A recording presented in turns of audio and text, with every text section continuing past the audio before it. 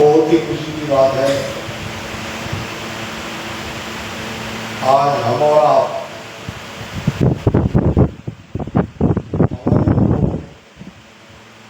Sunday जो इतवार है, एक इतवार की सत्संग में हम सब यहाँ मिल रहे हैं। इससे भी ज़्यादा और खुशी की बात और संयोग की बात है, हमारे विनोद भाई 35 साल की अपनी गवर्नमेंट जॉब पूरा करके आज वो मुक्त हो गए। अब इसमें हमारे लिए खुशी की बात यह है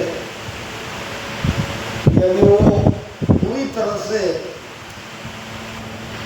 रामदारा के लिए हमारे सबके लिए उनका भाव और ज़्यादा बढ़िया रहेगा और ज़्यादा सेवा यहाँ उनकी मिलती रहेगी। और तीसरा और संयोग, कुछ हमारे नए राम सिंह वहाँ बड़े उनको सृष्टि रचना के बारे में बता रहे हैं, वो भी आज हमारे इस धारा में आने वाले हैं। तो ज़्यादा समय न लेते हुए मेयर के आने बारे में आपको थोड़ा उसका प्रेरणा करके बताने वाला हूँ। मेहर किसे कहते हैं? मेहर कहो, कृपा कहो, दया कहो। मेहर क्यों जरूरी है और मेहर कैसे होती है? मेहर इसलिए जरूरी है कि गुरु महाराज कह रहे कि मेरी मेहर बिना कोई हंसो अमर लोक नहीं गावे, जो कोई ज्ञान न सीखे गुरु बिना कोट कर्म कर आवे।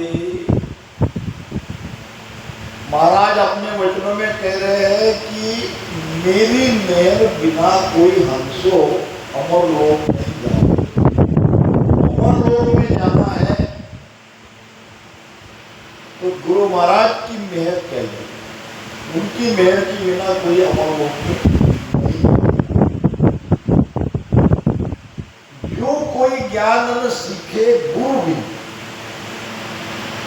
अब जैसे यहाँ तो मुझे काफी गुरु ही गुरु दिख रहे हैं, जिन्होंने बच्चों को पढ़ाया वो भी तो गुरु ही है, और हमारे विनोद भाई भी गुरु ही है। तो पढ़ाई करते समय या कोई भी गुण लेने के लिए गुरु की आवश्यकता है। बिना गुरु से आप ये चीज प्राप्त नहीं कर सकते।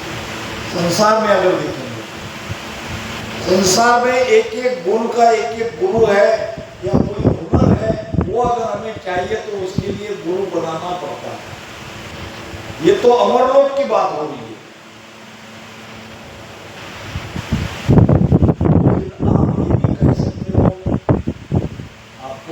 शंका भी आई कि भजन का क्या महत्व है? जब गुरु की मेहर से ही अमरलोक में जाना होता है तो हम जो भजन कर रहे हैं इसका क्या महत्व? भजन का भी महत्व है, गुरु की मेहर का भी महत्व है। दोनों का आपस में संबंध कैसा है ये मैं आपको बताऊं। मान लो आपने कहीं जॉब के लिए, नौकरी के लिए एप्लीकेशन किया और आपको इंटरव्यू आ गया, इसका मतलब आप लायबल हो, वो पोस्ट के लिए आप पात्र हो। अब उसमें कुछ मार्क से आपका नंबर कट गया और किसी किसी का नंबर लग गया। अब जिसका नंबर लग गया वो है मेहर। जिसका नंबर लग गया, जिसको जॉब मिल गया, नौकरी मिल गई, वो है मेहर। इसका मतलब क्या, उसने पढ़ाई नहीं की, वो तो पहले लायबल हुआ, वो तो उस पोस्ट के लायक हुआ, उतना डिप्लोमा उतनी पढ़ाई उन्होंने करी, फिर भी कुछ ऐसा कर्म का चक्कर चला, एक का नंबर लगता और एक का नंबर नहीं लगा। जिसका लगा वो है मेहर। यानी हमको भजन करना ही पड़ेगा। भजन करने के बाद भी उस देश में जाने के लिए हमको मेहर की आवश्यकता है, बिना मेहर से नहीं जा सकते। अब ये मेहर कैसे होती है? महाराज ने मेहर के अंग में पहली साखी में बताया है, मन रिजासु ना बने, ना मुख कहिया जोय, ओ अर्थ दीठो को लहम, लाख दुआई मोह, लाख दुआई मोय निज मन रिया भाई, बने शीस में रीत और सब भरम उपाई, सुख राम कहे मोह बस नहीं, निज मन न्यारो होय, मन रिया सो ना बने, ना मुख कहिया जोय। एक ही वचन को आज समझ जाओगे, आपको पार होने में देर नहीं होगी। ध्यान से इन वचनों को सुनो और उसका चिंतन करो, वचनों को भीतर में उतारो कि महाराज कहना क्या चाह रहे हैं। पहली बात, गुरु दो है। गुरु कितने हमारे सबके हैं? दो। एक है बाहर का शरीरधारी और एक है भीतर का हमारी आत्मा, जो परमात्मा का। अब बाहर के गुरु को आप निजमन नहीं दोगे तो भी चलेगा। बाहर का गुरु उतना नाराज नहीं होगा। ठीक है, आप उनको निजमन नहीं दे रहे हो, मगर भीतर के गुरु से थोड़ा सा भी अंतराय रखोगे, मेहर नहीं होगी। मेहर भीतर के गुरु की चाहिए। अब ये ज्ञान ऐसा है, अटपटा है। अटपटा कैसा है? हमको स्वयं हमारे ऊपर हमारी मेहर कर लेनी पड़ती है, ऐसा अटपटा ज्ञान है। तो अमर लोक में जाने के लिए हमारे ऊपर हमारी ही मेहर चाहिए। 4 प्रकार की मेहर चाहिए और इनमें से 3 मेहर हमको हो चुकी है और चौथी मेहर बाकी है। जब तक ये चौथी मेहर नहीं होगी तब तक ये 3 मेहर बेकार। पहली मेहर क्या हुई हम सबको? हमको परमात्मा ने ये मनुष्य शरीर का चोला दिया। हमारी आत्मा अपना है, ये मनुष्य शरीर में, ये बहुत बड़ी मेहर है। अगर किसी पशु पक्षी के शरीर में अगर हम रहते तो कहाँ भजन करते, कहाँ भक्ति करते? सबसे बढ़िया कृपा अगर ये है कि हमको भरत खंड में कलयुग के अंदर मनुष्य शरीर मिला, ये बहुत बड़ी कृपा। दूसरी मेहर, एक ऐसा अद्भुत ज्ञान मिला जिसके बारे में कभी सोचा नहीं था, विचार नहीं किया था। न हम ज़्यादा पढ़े लिखे लोग हैं, न हम विद्वान हैं, न हमारे पास समय है ग्रंथों को पढ़ने का, वेदों को पढ़ने का, शास्त्रों को, गीता को पढ़ने का, न हमारे पास समय है, न पढ़कर हम समझ सकते हैं। ऐसा कुछ भी करने का कोई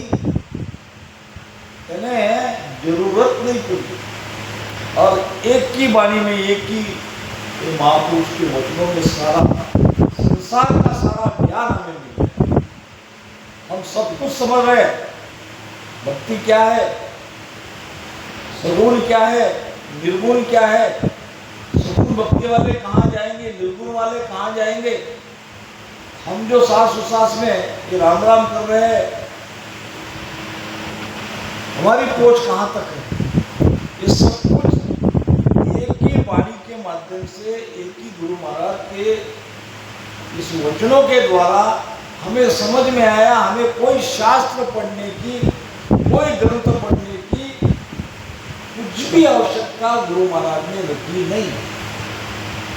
सकल ग्रंथ का अर्थ है, सारे ग्रंथ का ये सार है। सकल ग्रंथ का अर्थ है सकल बात की बात।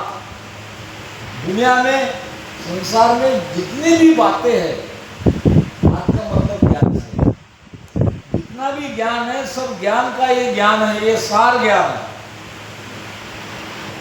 क्या? दरिया सिमरन राम का करीबो दिन रात। अब राम तक तो हम समझ रहे, मगर दिन रात वाली बात अभी समझ में नहीं आई, क्योंकि दिन रात में काम भी करना है, आराम भी करना है। अब ये दिन रात का कैसे भजन संभव है, यह हमारा अब आगे का विषय रहेगा।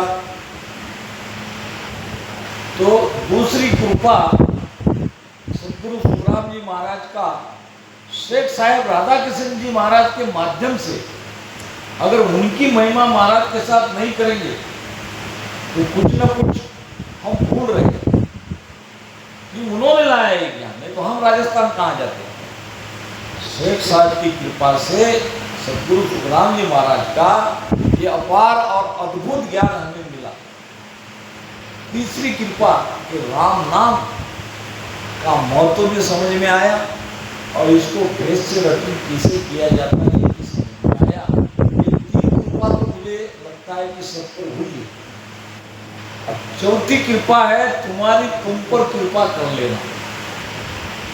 यानी अगर आप तैयार नहीं हो उस देश में जाने के लिए, तो कोई आपको जोर जबरदस्ती एक इंच भी आपको हिला नहीं सकता। अगर आपके अंदर वो तैयारी नहीं है, आपके अंदर वो तड़प नहीं, आप जाना ही नहीं चाहते हो, भले ही राम राम कर रहे हो, यहाँ पे आके बैठ के सत्संग भी सुन रहे हो, मगर अंदर से आप जाना ही नहीं चाहते हो, तो आपको कोई अमर लोक में नहीं ले जा सकता। आपको आप पर कृपा जब नहीं करोगे तो ये तीन कृपा रुका लेगा। इसलिए गुरु दो है, एक बाहर का गुरु है जो वेद बताते हैं, समय समय पर जो भी हमारे अंदर भ्रम है वो भ्रम दूर करते हैं। क्योंकि हमारे जैसा, हमारे साथ रहने वाला, हमारी बोली में बोलने वाला और हमसे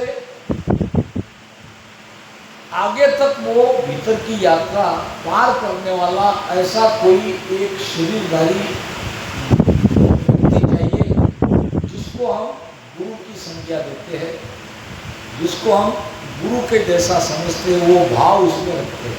हालांकि आदि सदगुरु सर्वात्माओं के सदगुरु सुखराम जी महाराज ही है, मगर ये तो अब सत्ता रूप से है, ये कुछ कहेंगे नहीं, कहने वाले हैं शरीरधारी। अभी कोई समस्या है ध्यान की, ज्ञान की, तो ये बताएंगे, मगर असली गुरु है भीतर की आत्मा। आपको रिझाना है भीतर की गुरु को। वो कह रहे मेरी मेहर बिना में कोई हंसो अमर लोग मिल जाएगा, क्योंकि ये शरीरधर तो मेहर कर ही देगा ये, क्योंकि ये तो दयावान रहता है, ये तो सब पे मेहर कर देगा। मगर अंदर के गुरु की मेहर जब तक नहीं होती, ये मेहर काम नहीं होती। तो उसको कैसे रिझाना है? तो मन रिझासु ना बने। अब आपको पूरी तरह से पिक्चर क्लियर हो जाएगा। मन रिझाने का मतलब क्या? केवल ऊपर ऊपर मन से आप भजन कर रहे हो तो वो भीतर वाला गुरु नहीं मिलेगा। पक्का क्या है, लगा कभी नहीं लगा, अभी थोड़ी देर लगेगा, थोड़ी देर में भाग जाएगा। तो मन से आप भीतर के सदगुरु को रिझाने की कोशिश करोगे, वो नहीं रिझेगा। मन रिझासु ना बने, क्योंकि मन चाहता ही नहीं है कि हमारे भीतर के गुरु हम पर कृपा करें। और ना मुख कही आ जाए, अब मुख से कहने की बात आएगी, ये शरीरधारी शरीरधारी गुरु भी अपने मुख से कह के मेहर नहीं कर सकता। हाँ, मुख से मेहर कह के कौन करता है? सिद्ध पुरुष अगर है तो वो मुख से कहेगा, वो बात होगी, मगर वो भी अमर लोक की बात मुख से नहीं कह सकता। वो भौतिक सुख, 3 लोकों में जगत का जो सुख चाहिए, उसके लिए अगर आप उसके पास जाओगे और उसके मुख से वो निकल जाएगा, जाओ तुम्हारा काम बन जाएगा, तो वो बनेगा। मुख की मेहर सिद्ध की हुई, सिद्ध महापुरुष मुख से मेहर करते हैं, लेकिन सदगुरु मुख से मेहर नहीं कर सकते। सदगुरु की मेहर वचनों से नहीं होती। ये कैसे होती? वो अर्थ दीटो तोल हम लाख दुआई मोए। महाराज कहते हैं कि मुझे लाख शोभन है, मैंने ये सब अर्थ देख लिया, भीतर समझ लिया कि ये मेहर ऐसी है, ये मेहर मन से नहीं जिसमें से होती है, या मेहर ये मुख से नहीं की जाती है। लाख दुआई मोए निजमन बीजा हुआ।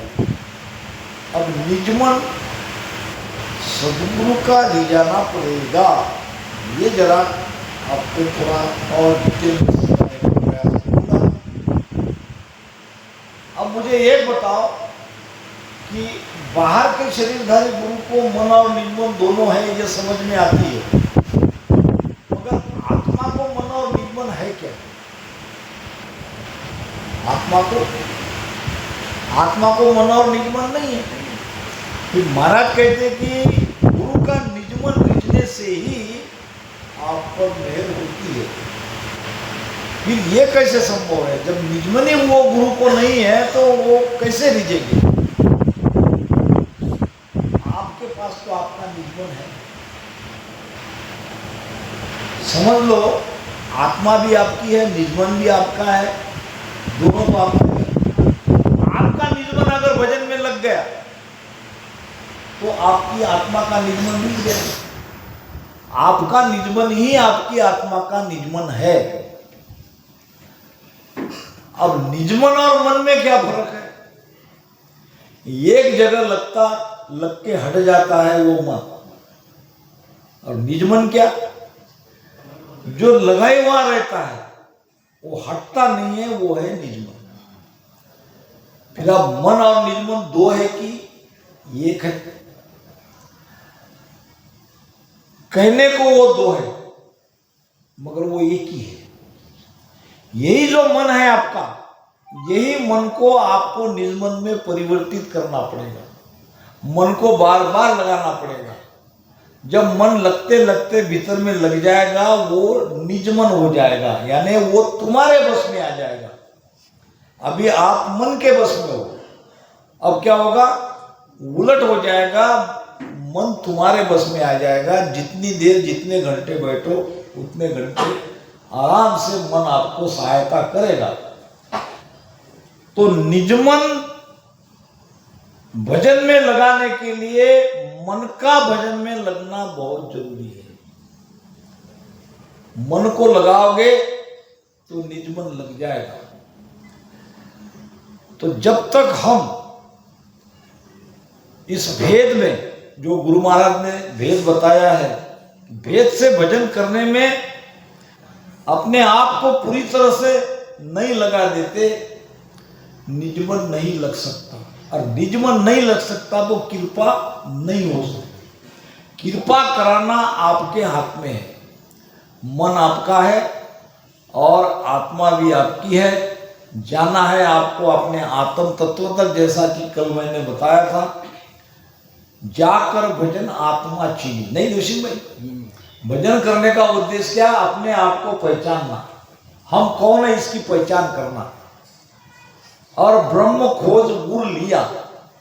भजन करने का उद्देश्य है कि हम अपने आप को स्वयं को जाने, हम कौन है। और भजन के बाद जब 10वें द्वार के बाहर निकलते हैं, 10वें द्वार में उसका प्रमाण मिलने लगता है। एक बात और है, दो दुनिया है। दुनिया समझते हो ना? ये जगत संसार, ये के लौकिक जगत जो हम देख रहे हैं।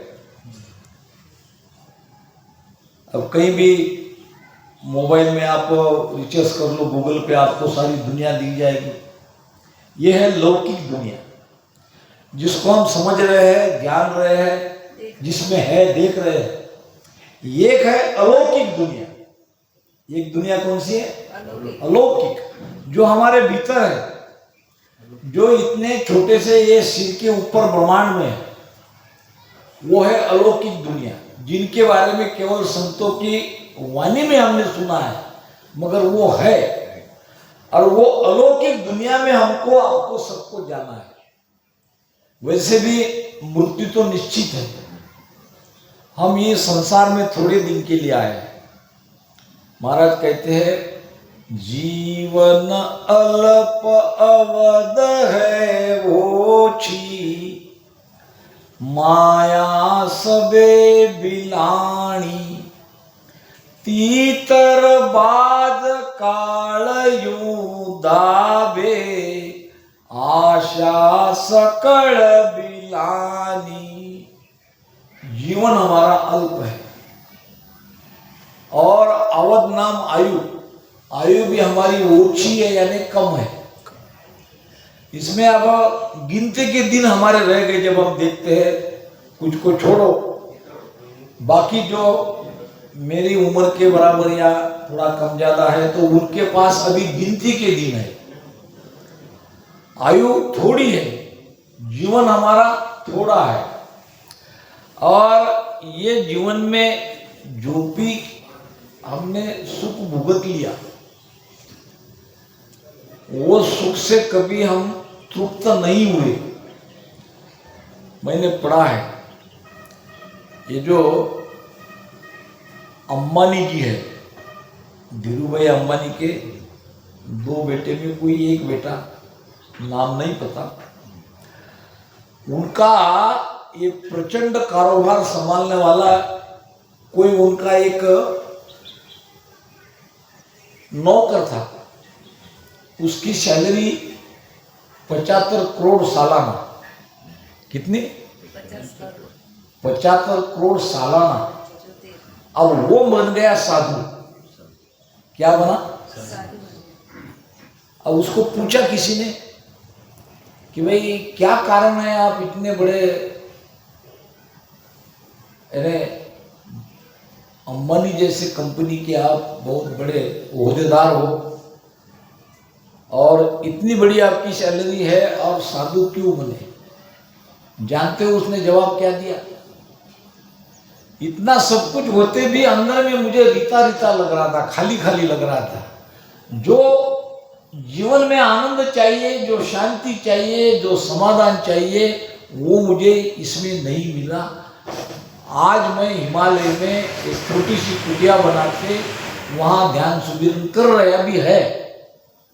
और ये जो जीवन आज मैं जी रहा हूँ, इतना आनंद, इतना सुख, इतनी परम शांति मुझे जीवन में कभी नहीं मिली।